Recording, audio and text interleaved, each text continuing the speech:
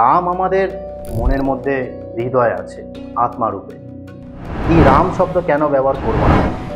যেখানে ভগবান শ্রী রামচন্দ্রের যে শিক্ষা, সেইগুলো আমরা কেন গ্রহণ করবো না? হিন্দু মাত্রই, সনাতন মাত্রই জয় শ্রীরাম নাম নেবে, জয় শ্রীরাম বলবে, সকাল বিকাল রাত সব জায়গায়, সমস্ত জায়গায় বলবে। এতে কোনো আপত্তি থাকা কোনো দরকার নেই, কারণ রামায়ণে আছে পরিষ্কার। এটা সবার উদ্দেশ্যে বলছি, আপনারা আর সেকুলারিজমের ওই পর্যায়ে চলে যাবেন না, কারণ বাংলাদেশ হতে আর দেরি নেই। পশ্চিমবাংলা আর 10টা বছর ওয়েট করুন, ভারত মাতার জয় আপনার এমনি গলায় চাকু ধরে বলবে যে এটা বলো না। এখন আপনারা দিচ্ছেন, তখন তারা বলবে।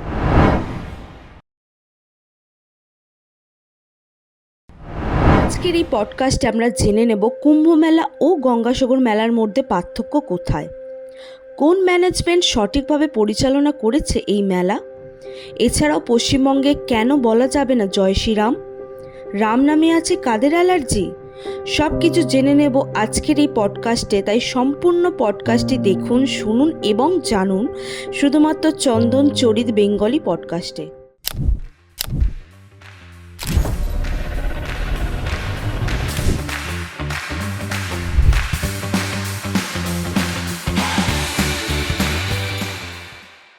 সবাইকে আরেকবার স্বাগতম আমার এই ছোট্ট ইউটিউব চ্যানেলে। তো এইবারে পডকাস্ট চালু করার জন্য প্রথমেই ডেকে নেবো আজকে আমাদের বিশেষ অতিথি ইন্দ্র মিত্রকে। নমস্কার, হরে কৃষ্ণ। হরে কৃষ্ণ সবাইকে। আচ্ছা, প্রথমেই যেটা তোমাকে জিজ্ঞাসা করবো, মানে আমি তোমার সোশ্যাল মিডিয়াতে দেখছিলাম যে তুমি কিছুদিন আগে কুম্ভ মেলা গেছিলে, যেটা মহাকুম্ভ বলা হচ্ছে। তো সেখানে গিয়ে কি দেখলে, এবং আর একটা তার সঙ্গে অ্যাড করবো যে মানে যেটা দেখলে তার সঙ্গে বর্তমানে পশ্চিমবঙ্গে তো গঙ্গাসাগর হয় প্রতি বছর, নিশ্চয়ই তুমি গেছো। একদম। আর এই দুটো ম্যানেজমেন্টের মধ্যে ডিফারেন্ট কি দেখলে? দেখো, মহাকুম্ভের যে ম্যানেজমেন্টটা ছিল, সেটা 40 থেকে 45 কোটি মানুষের ছিল। কেমন? আর খুবই সুন্দর ম্যানেজমেন্ট, মানে এত সুন্দর ম্যানেজমেন্ট আমি তো অনেক জায়গায় ঘুরেছি, বাট এত সুন্দর ম্যানেজমেন্ট কোথাও ছিল না। এবার ওখানে যে ক্রাউডটা প্লেস হয়, বিভিন্ন যে আমাদের 6টা স্নান আছে, মহাস্নান, অমৃত স্নান, যেটাকে শাহী স্নান আগে বলা হতো, মোগলরা নাম রেখেছিল, পরে সেটা অমৃত স্নান করা হয়েছে। তো সেটা যখন অমৃত স্নান, যখন যে দিনগুলো, যেমন মাঘী পূর্ণিমা, আমাদের শিবরাত্রি আসছে, এই যে বসন্ত পঞ্চমী, এই দিনগুলোতে কি হয়, নাগা সাধুগুলো স্নান করে, তখন ক্রাউড হয়ে যায় বিভিন্ন। তো তখন এক সাইডে ভিআইপি গেট করা হয়েছে নাগা সাধুদের ঢোকানোর জন্য, আর এক সাইডে জনসাধারণকে নর্মাল গেট করে ঢোকানো হয়। এবার ভিআইপি নিয়ে অনেক বিতর্ক হচ্ছে, কিন্তু ভিআইপি শুধু নাগা সাধুদের জন্য, আর কারোর জন্য না। তো এখানে এত সুন্দর ম্যানেজমেন্ট করা হয়েছে, সেখানে না গেলে বোঝা যাবে না। এবার আমি যদি এখান থেকে গঙ্গাসাগরের কম্পেয়ার করি, তুলনা করি, তাহলে সেখানে আমি যদি পাবো, প্রথমেই যেটা পাবো সেটা হলো, এখানে একজন অন্য ধর্মের মানুষকে গঙ্গাসাগর কমিটির মেলায় ঢোকানো হয়েছে, সেটা আমরা পরিষ্কারভাবে দেখতে পাচ্ছি। সেখানে কোনো রকম কোনো ভক্তি, আমাদের যারা সনাতন ধর্মকে ভালোবাসি, যারা ধর্মকে নিয়ে চলি, এখানে আমাদের ভক্তিটা উড়ে যায়।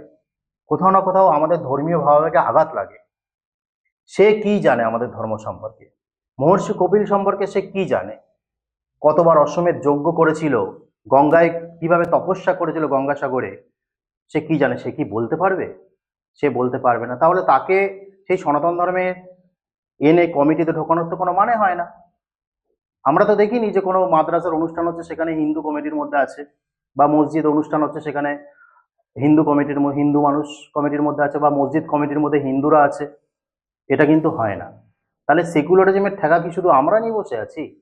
তো এখানে সম্পূর্ণ গঙ্গাসাগর এই কমিটির জন্য ব্যর্থ, আর মহাকুম্ভের কোনো তুলনা হবে না, সেখানে না গেলে বোঝা যাবে না।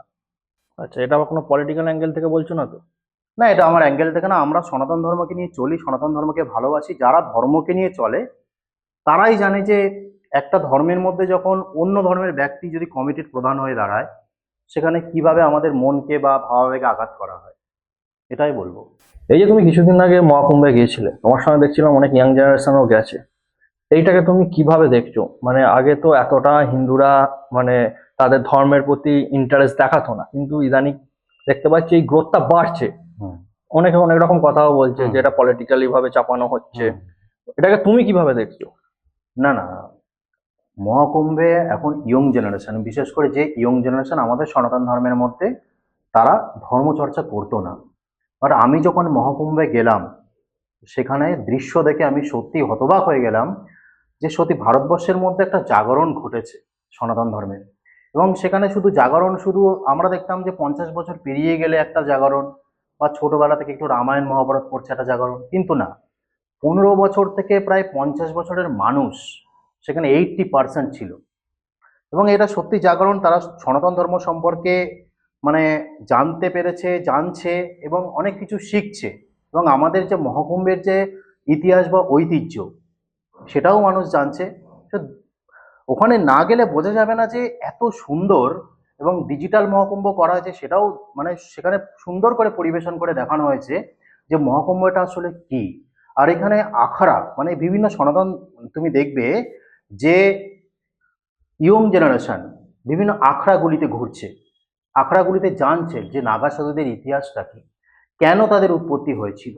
তারা যখন জানছে এবং ভারতবর্ষের ইতিহাস সম্পর্কে যখন জানছে যে সনাতন ধর্মের উপর কিভাবে আঘাত এসেছিল, সেটা কিভাবে এই নাগা সাধুরা, আখড়ার মানুষরা কিভাবে সেটাকে আবার রোধ করেছিল, কয়েকশো মন্দিরকে রক্ষা করেছিল, এইসব ইতিহাসগুলো যখন মানুষ জানছে, ইয়ং জেনারেশন জানছে, তখন তারা সনাতন ধর্মে অবশ্যই আরো মানুষকে নিয়ে আসছে, এবং আগামী দিনেও আরো মানুষ আসবে, এটাই ভগবানের কাছেও প্রার্থনা করি, এবং এটা আসবেই। মানে এরপরও তো অনেক মানে ইয়াং জেনারেশন নিজেকে শোকফুল দেখানো, শোকল মানে কি বলবো, সেকুলার দেখানোর জন্য হুম। তারা বিরত আছে। হুম। তো তাদেরকে আসার জন্য তুমি কি বার্তা দেবে? তুমি যদি দেখো তাহলে মহারাষ্ট্রে আমি যখন ছিলাম, আমি 4 বছর কাটিয়েছি এবং বিভিন্ন স্টেটে কাটিয়েছি, গোয়া, মহারাষ্ট্র, তারপরে যে নতুন সিটি হয়েছে সেখানে, এখানে কোনো সেকুলারিজমের চিন্তা নেই। প্রত্যেকটা দোকানে সকালবেলায় সনাতন ধর্মের ভজন হচ্ছে, সে সেলুন বলো, মুদিখানার দোকান বলো, প্রত্যেকটা দোকানে সনাতন ধর্মের গান ভজন হচ্ছে, কৃষ্ণ গান, শিবের গান, কালীর গান হচ্ছে। কিন্তু আমরা মানে আমাদের নিজেকে হিন্দু বলতেই লজ্জা পাই। তো এইখান থেকে তারা বেরিয়ে আসলো কি করে এবং আমরা বেরিয়ে আসতে পারলাম না কেন? এটা যদি কারণ দেখা যায়, তাহলে তোমাকে একটু মারাঠা এম্পায়ারের দিকে যেতে হবে। মারাঠা এম্পায়ার একদম চলে এসেছিল বাংলার দিকে। তো মারাঠা এম্পায়ার যতদূর পর্যন্ত বিস্তৃত ছিল, ততদিন পর্যন্ত জেনে গেছে যে সেকুলারটা কি, সেকুলারিজমটা কি। এটা করা যাবে না, যার যার ধর্ম তাকে নিয়ে থাকা উচিত। তো এইটা সেকুলারিজমকে ভাঙতে হলে বাংলার মানুষদের ধর্মচর্চা করতে হবে, ধর্ম সম্পর্কে জানতে হবে।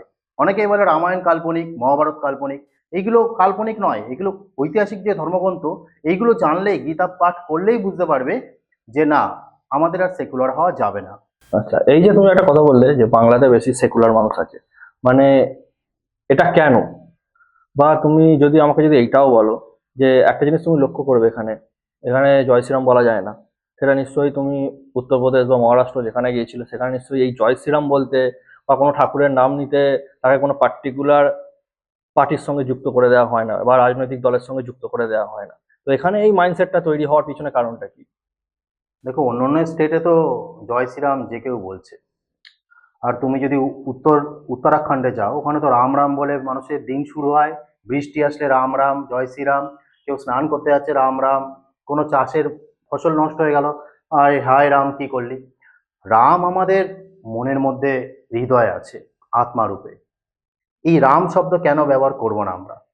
যেখানে ভগবান শ্রী রামচন্দ্রের যে শিক্ষা, সেইগুলো আমরা কেন গ্রহণ করব না? এগুলো আমাদের শেখানো হয় না, সেই জন্য এখানে বাংলায় যে অবস্থা দাঁড়িয়েছে আজকে, যে জয় শ্রীরাম বলা যাবে না, এরা কখনো রামায়ণেই পড়েনি। রামায়ণে পরিষ্কার লেখা আছে, যখন সুগ্রীব কিষ্কিন্ধা কাণ্ডে, যখন সুগ্রীব যখন তার রাজত্ব ফিরে পেল, তখন পরিষ্কারভাবে মাতা সীতাকে যখন সে ছাড়াতে যাচ্ছে আর কি, আমি পরিষ্কার ভাষায় বলছি, তখন পরিষ্কার তার বানর সেনা এবং সুগ্রীব বলছে, জয় তিয়াতি বলো রাম লক্ষ্মণশ্চ মহাবলহা। অর্থাৎ জোরসে বলো জয় শ্রীরাম, জয় শ্রীরাম বলে সবাই চলো। তো রামায়ণ থেকে আমরা জয় শ্রীরাম পাই। তাহলে রামায়ণ থেকে যখন আমরা জয় শ্রীরাম পাচ্ছি, তখন সেটা কেন বলবো না আমরা? তাহলে রামায়ণকে অপমান করা হচ্ছে। আর যারা বলতে বারণ করছে, তারা নিশ্চয়ই রামায়ণ পড়েনি, কিংবা আমাদের সনাতন ধর্ম সম্পর্কে জানতেই চায়নি, সেই জন্য তারা এই কথা বলছে। তো আগে রামায়ণ পড়ো ভাই, যারা বলছো যে জয় শ্রীরাম বলা যাবে না, রামায়ণটা পড়ো যে কেন বলা হয়। আর এটা পলিটিক্যাল পার্টির সাথে যুক্ত করে দেওয়া, এটা একদমই জঘন্যতম মূর্খের কাজ। কারণ যে কেউ হিন্দু মাত্রই, সনাতন মাত্রই জয় শ্রীরাম নাম নেবে, জয় শ্রীরাম বলবে, সকাল বিকাল রাত সব জায়গায়, সমস্ত জায়গায় বলবে, এতে কোনো আপত্তি থাকা কোনো দরকার নেই, কারণ রামায়ণে আছে পরিষ্কার। আমাদের কলকাতার মেয়র তো বলছেন যে বর্ডারেতে বা বিএসএফ দের সঙ্গে মিলে জয় শ্রীরাম বলে ওদেরকে উস্কে দেওয়া হয়েছিল। হুম। কিছুদিন আগে এই কথাটা বলেছে। হুম, হুম। এতে তুমি কি বলবে? মানে জয় শ্রীরাম শুনলে কেন উস্কে যাচ্ছে ওরা? দেখো, কারণ রাম নামের অনেকের অ্যালার্জি আছে। রাম নামে অনেকের অ্যালার্জি আছে। যেমন করোনা ভাইরাস যেরকম অ্যাটাক করেছিল, ঠিক সেরকম রাম নামে অনেকের মানুষের অ্যালার্জি আছে। সেগুলো এইসব মানুষদের মুখে শুনলে জানা যায়। তো তারা, যে মেয়র বলেছে, কলকাতার মেয়র বলেছে, তাকে রামায়ণটা দিয়ে আমি বলতে চাই যে ভাই আপনি রামায়ণ পড়ুন, বা জনাব বাবু আপনি একটু রামায়ণটা পড়ুন। রামায়ণে আমরা কেন জয় শ্রীরাম বলি সেটা জানুন। আর কেন তারা উস্কাবে? কারণ রাম বলতে বলেছে আমাদের, এই সুগ্রীব বলতে বলেছে আমাদের জয় শ্রীরাম। আমরা সেই জন্য জয় শ্রীরাম বলবো, 100 বার বলবো, 1000 বার বলবো। এতে আপনার কি সমস্যা? আর কেউ যদি উস্কে যায় তার ঠেকা তো আমরা নিয়ে বসে নেই না। তার ঠেকা যে উস্কে যাবে, কেউ দুঃখ পাবে, কে নাচবে, কে হাসবে, সেটা তার ব্যাপার। সেটা আমরা ঠেকা নিয়ে বসে নেই। আমরা বলবো জয় শ্রীরাম বলবো, শ্রীকৃষ্ণ জয় বলবো, মা জয় মা কালী বলবো, হর হর মহাদেবও বলবো, সব বলবো। এই জয় শ্রীরাম প্রসঙ্গে তোমার সঙ্গে আমি একটা পার্সোনাল ওপিনিয়ন আমার একটা শেয়ার করবো, তোমার সঙ্গে প্লাস আমার দর্শক বন্ধুদের সঙ্গেও। এই যে জয় শ্রীরাম বলতে বারণ করা হয়, আমার একটাই মানে তাদের কাছে কোশ্চেন যারা বারণ করে। হিন্দুরা প্রথমে আফগানিস্তানে ছিল, সেখান ছাড়লো। আমাদের পাকিস্তানে ছিল, বাংলাদেশে ছিল, সেখান ছাড়লো। যখন জয় শ্রীরাম বলছে, একটা পার্টি স্লোগান হয়ে গেছে, তুমি জয় শ্রীরাম বলছো মানে তুমি এই পার্টিটার সঙ্গে যুক্ত আছো এরকম। আচ্ছা, আজকে জয় শ্রীরাম একটা পার্টি এসেছে, হর হর মহাদেব কোনদিন আরেকটা অন্য পার্টি নিয়ে আসবে, রাধে রাধে একটা অন্য পার্টি নিয়ে আসবে, মানে সব জায়গায় কি খালি হিন্দুরা ছাড়তেই থাকবে? হুম। আচ্ছা, এইটা কেন বলা হয় না যে আসসালামু আলাইকুম এটা কোনো পার্টির স্লোগান? অনেক পার্টিকে দেখেছি, অনেক আমি পলিটিক্যাল পার্টি করি না, কিন্তু যারা বলে এই কথা তাদের উদ্দেশ্যে বলছি, পরিপ্রেক্ষিতে বলছি। অনেক পার্টিকে দেখেছি তারা আল্লাহর নাম নিচ্ছে মঞ্চে উঠে। তো তারা কি মানে সেই পার্টিটা করছে, মানে সেই ধর্মটা কি পালন করছে? তারা কিসের জন্য নিচ্ছে? না, ওটা তো ডাইরেক্ট বলছে দাওয়াত ইসলাম। দাওয়াতে ইসলাম বলছে, আমরা দুর্ভাগ্য নিয়ে জন্ম, এই কথা বলছে। এইগুলোর প্রতিবাদ তো দেখা যায় না মানুষের মধ্যে। জয় শ্রীরাম বললে অনেক সমস্যা। তোমার বাংলায় যে স্ক্রিপচার্স গুলো আছে, বাংলায় কত ঐতিহ্য আছে ভগবান শ্রী রামচন্দ্রের, সেটা মানুষ জানেই না। কিভাবে রাম এখানে পূজিত হতো সেটা মানুষ ভুলেই গেছে। আর মা দুর্গার যে পূজা হচ্ছে আজকে, সেটা তুমি জানলে যে অকাল বোধন হয়, এত বড় মা দুর্গার পূজা হচ্ছে আমরা, সেটা কে করেছিলেন, কার জন্য হচ্ছে, সেটা কেউ এখনো জানতে পারছে না। অকাল বোধন কে করেছিলেন? ভগবান শ্রী রামচন্দ্র করেছিলেন। সেই কারণে সেই অকালে আমাদের পূজা হয়। ঠিক সেই কারণে আমরা সে মা দুর্গার সেই উৎসবে মেতে উঠি দশমীর জন্য। এটা কার জন্য? ভগবান শ্রী রামচন্দ্রের জন্য। আর সেই বাংলায় যত এত বড় মা দুর্গার পূজা হচ্ছে, সেই বাংলায় যার জন্য পূজা হচ্ছে, সেই নাম আমরা কেন নিতে পারবো না? 100 বার নিতে পারবো। আর কেউ বারণ করার কোনো ক্ষমতা নেই। আর কেউ বারণ করলে এর বিরোধিতা চলবেই।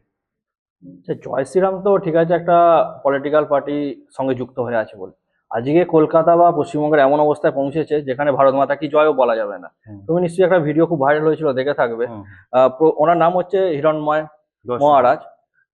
ওনাকে একটা স্টেজেতে চিটকুট দিয়ে বলা হচ্ছে, এবং হুম, সেটা শাসক দলের থেকেই অর্গানাইজ করা হয়েছিল। আচ্ছা, চিটকুট দিয়ে তাকে বলা হচ্ছে গোমাতার জয় বলা যাবে না, ভারত মাতা কি জয় বলা যাবে না। হুম, এই কলকাতার বুকে দাঁড়িয়ে হুম। মানে আমরা কোন দিকে যাচ্ছি? দেখো, আমি কোনো পলিটিক্যাল পার্টির নাম নেব না বা তাদের উদ্দেশ্য কিছু বলবো না। আমি এটা বলবো যে যারা এই কাজটা করেছে, যারা সেই চিরকুটটা দিয়েছে, এরকম চিরকুট বাংলাদেশে আজ পর্যন্ত কেউ দেয়নি কোনো ধর্মীয় সভায় গিয়ে। কোনো অন্য ধর্মের, ইসলাম ধর্মের মানুষও হিন্দুদেরকে এই চিরকুট দিয়ে বলিনি যে তোমরা এটা বলা যাবে না। কিন্তু এখানকার সেকুলারিজম এমন পর্যায়ে পৌঁছে গেছে, তারা আজকে কত জঘন্য নিচে নেমে গেছে, ট্যাঙ্কিতে নেমে গেছে, আর কি বলবো, নোংরা ভাষা। সেখানে নিচে নেমে তারা এই সব চিরকুটগুলো দিচ্ছে। ভারত মাতার জয় বলা হয় কেন, ভারতকে মা বলা হয় কেন? কারণ এই গর্ভেই, এই পৃথিবীতে তোমাকে আসতেই হবে। 84 লক্ষ জনি এখানে, এই মাটিতে তোমার জন্ম। এই মাটিতে গাছ উৎপন্ন হচ্ছে, সেই গাছ থেকে যখন আমরা অক্সিজেন পাচ্ছি, সেখান থেকে আমাদের জীবন ধারণ হচ্ছে। তাহলে মাটি থেকে যখন গাছ জন্ম নিচ্ছে, তার জন্মদাত্রী কে? এই ভূমি। তাহলে এই মাটিটাকে আমরা ভারত মাতা বলি, তাই ভারতকে তাই ভারত মাতা বলা হয়। এর বাইরে কোনো কারণ নেই। এবার সেটা প্রত্যেকটা সনাতনী দিতে পারে, প্রত্যেকটা পলিটিক্যাল পার্টি যারা ভারত মাতার জয় বলছে, এবার যারা বিরোধিতা করছে, আপনারা বিরোধিতা না করে আপনারাও বলুন না ভারত মাতার জয়, তাহলেই তো হয়ে গেল। আপনারা কেন বিরোধিতা করছেন? তো এখান থেকে এই সেকুলারিজমের শিকল থেকে বেরিয়ে আসতে হবে বাংলাকে। এটা সবার উদ্দেশ্যে বলছি। আপনারা আর সেকুলারিজমের ওই পর্যায়ে চলে যাবেন না, কারণ বাংলাদেশ হতে আর দেরি নেই পশ্চিমবাংলা। আর 10টা বছর ওয়েট করুন, ভারত মাতার জয় আপনার এমনি গলায় চাকু ধরে বলবে যে এটা বলো না। এখন আপনারা দিচ্ছেন, তখন তারা বলবে। সে একটু আগে কথায় কথায় তুমি একটা কথা বললে যে রামায়ণ নাকি অনেকে বলে কাল্পনিক, মহাভারত অনেকে বলে কাল্পনিক। আর এটাকে আমি পার্সোনালি ইতিহাস বলে মনে করি, অনেকে যা ইচ্ছে মনে করতে পারে। মানে এটা কেন, এর প্রমাণ কোথায় আছে? মানে চোখের সামনে আমি তো জানি কোথায় কোথায় আছে, তুমি একটু একদম। অডিয়েন্সকে জানিয়ে দাও যে কোথায় আছে এবং তারা গেলে কিভাবে সেই প্রমাণটা পাবে। একদম। রামায়ণের ইতিহাস আজকে আমি প্রমাণ করেই ছাড়বো। কারণ দেখো, রামায়ণে কিষ্কিন্ধা কাণ্ডে 40তম সর্গে 19 নম্বর শ্লোক থেকে শুরু করে আপনারা পড়তে পড়তে যাবেন 53-54, সেখানে পরিষ্কারভাবে লেখা আছে যে মাতা সীতাকে উদ্ধার করবার জন্য সুগ্রীব তাদের 1 লক্ষর উপরে বানর সেনাকে বলছেন যে তোমরা সম্পূর্ণ পশ্চিম দিকে চলে যাও। মানে তখন কি, ওই জাপানের দিকটা থেকে পশ্চিম দিক ধরা হতো, পশ্চিম দিকে চলে যাও, সম্পূর্ণ পশ্চিম দিকে গিয়ে দেখবে যে সেখানে উদয়গিরি পর্বতমালা আছে, এবং সেটা আজকের দেখবে আন্দিজ পর্বতমালা, যেটা সানরাইজ মাউন্টেন বলা হয়। এবং সেখানে রামায়ণে এটাও লেখা আছে সেখান থেকে সূর্য উদয় হয়, এবং সূর্যের সেই পাহাড় পর্বতের ওপরে দেখবে যে সোনার তালগাছ বিশিষ্ট একটি চিহ্ন আছে, সেখানে গিয়েও মাতা সীতাকে খুঁজে আসবে। তাহলে রামায়ণে এটা কিন্তু লেখা আছে। তুমি আজকে পেরুতে চলে যাও, জাপান হয়ে সম্পূর্ণ পশ্চিম দিকে চলে যাও, চলে গিয়ে পেরুতে দেখবে যেখানে সানরাইজ মাউন্টেন, সেখানে আন্দিজ পর্বতমালার একদম সামনেই দেখবে যে পেরুতে এখনো এখনো আজকে 2025-এর আমি দাঁড়িয়ে বলছি, এখনো সেই সোনার তাল গাছে এখনো পুজো করে। এবং সেখানে রামায়ণে সুগ্রীব বলছে যে সেখানকার সেখানকার মানবরা সেখানে ওনাকে দেবতা, দেবরাজ ইন্দ্র রূপে পূজিত করত, সেই সোনার তাল গাছটি। মানে মানে ইন্দ্র দেবতার হাতে যে অস্ত্র ছিল, হ্যাঁ, সেটা হিসেবে পূজিত করত। তো সেটা যখন যাওয়া গেল, আপনি চলে যান পেরুতে, এখন সেখানে পরিষ্কার ইন্দ্র দেবতার হাতে যে অস্ত্র থাকে সেই হিসাবে সম্পূর্ণ এখনো চিহ্নিত করা আছে। এবং তাদের গডের নাম ভিরাকোচা, পেরু যা ওখানে স্থানীয় বাসিন্দা আদিবাসী, ভিরাকোচা। এবং সেই গডের যদি তুমি কাজ দেখো, সেই ভগবানের যদি কাজ দেখো, তাহলে সেই বিদ্যুতের দেবতা ছিল, ঝড়ের দেবতা ছিল, বৃষ্টির দেবতা ছিল। তাহলে এখানে সনাতন ধর্মের সাথে পরিষ্কার মিলে যাচ্ছে যে আমাদের বিদ্যুতের দেবতাকে ইন্দ্রদেব, বজ্র বিদ্যুৎ সহ সে দেবতা ছিল। এখনো পর্যন্ত প্রত্যক্ষ প্রমাণ আছে। আমি এখন সবাইকে সার্চ করতে বলবো, গুগল থেকে সার্চ করে, ইউটিউব থেকে সার্চ করে, এবং একটু তুমি যদি রিসার্চ করো জানতে পারবে। তারা যারা রামায়ণকে কাল্পনিক বলে তাদেরকে বলবো যে এইটুকু প্রমাণ দিয়ে দিলেই এখন ঐতিহাসিক প্রমাণ আছে, দেখে আসুন। যার অযথা রামায়ণকে কাল্পনিক বলবেন না। আচ্ছা, আর একটা যদি মহাভারত থেকে এরকম কোন একটা মহাভারতে তো তোমার যে ন্যাশনাল জিওগ্রাফি চ্যানেল, সেখানে আর ডিসকভারি প্লাস, ওখানে তো প্রতিনিয়ত শো আসছে। আর্কিওলজিক্যাল এভিডেন্স তো দিয়ে দিয়েছে, মহাভারতের অস্ত্রের খোঁজ পাওয়া গেছে। এখনো পর্যন্ত সেই অস্ত্র হয়তো মানুষ বানাতে পারবে না এখনো পর্যন্ত। এখন এখন এটা নিয়ে মহাভারতে আর্কিওলজিক্যাল এভিডেন্স তো পাওয়া গেছে 5000 বছর আগে।